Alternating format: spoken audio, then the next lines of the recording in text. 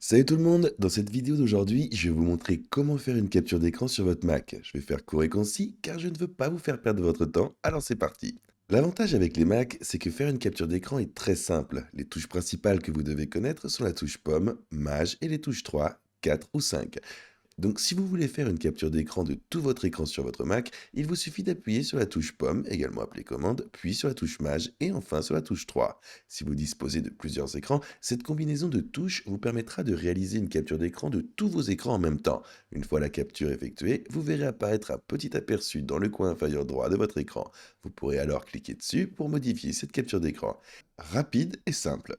Imaginons maintenant que vous ne souhaitez pas capturer l'intégralité de votre écran, ok? Vous souhaitez simplement capturer une partie de celui-là. Dans ce cas, on va appuyer sur les touches pomme, Maj et 4. Et quand on maintient ces trois touches enfoncées en même temps, une fenêtre s'ouvre pour vous permettre de sélectionner la partie de l'écran que vous voulez capturer. Quand on appuiera sur ces touches, on va voir apparaître cette drôle de flèche avec deux chiffres. Il vous suffit alors de cliquer quelque part, puis de faire glisser cette flèche vers le bas. La partie qui apparaîtra la partie qui apparaîtra légèrement plus sombre correspondra à la zone qui sera capturée sur la capture d'écran.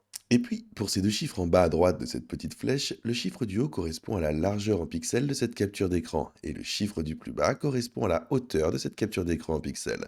C'est un indicateur que vous pouvez mettre à profit dans vos créations et vos captures. Donc ouais, en gros, si vous voulez faire une capture d'écran au format 2:1 exact, vous pouvez par exemple choisir 1000 sur 500. Ça vous permet d'être juste un petit peu plus précis quand vous prenez cette capture d'écran. Si vous possédez un Mac récent, mis à jour à partir de 2018, je crois, vous pouvez également utiliser la combinaison de touches Apple Maj 5. Si vous cliquez sur ces trois boutons en même temps, cela vous affichera différentes options de capture d'écran. Ça ouvrira donc cette petite barre de tâches qui vous permet de sélectionner ce que vous souhaitez enregistrer, quelle partie de l'écran, etc. À partir de là, vous pourrez également enregistrer une vidéo. J'utilise donc beaucoup ce bouton lorsque je fais des démonstrations en ligne, surtout dans mes vidéos. Et je vais simplement utiliser la combinaison, ce qui me permettra de créer rapidement une vidéo d'enregistrement d'écran.